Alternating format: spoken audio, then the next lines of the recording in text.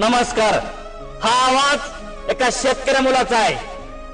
आयुष्यामध्ये आपण आलोय मित्रांनो, पण आयुष्यामध्ये अडचणी आल्या म्हणून, आपल्याला काहीतरी दुःख आलं म्हणून हा शेतकऱ्याचा मुलगा कधी खचून जाणारा नाही. सर्व मित्रांनो कष्ट, प्रामाणिक, चिकाटी हा करणारा एक शेतकरी आहे. आणि या शेतकऱ्यामध्ये एवढी धमक आहे.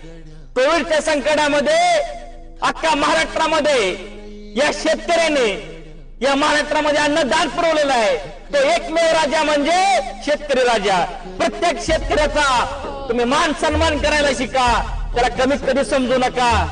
कारण मी आज जर या गाडीमध्ये बसून बोलत असेल तर मी एक शेतकरी आहे. मी सुद्धा एका बार कष्टातून, एका शून्यातून काहीतरी एक साम्राज्य बनवलेलं आहे. याच साम्राज्यामधून ही कार सुद्धा तयारी आपण घेतलेली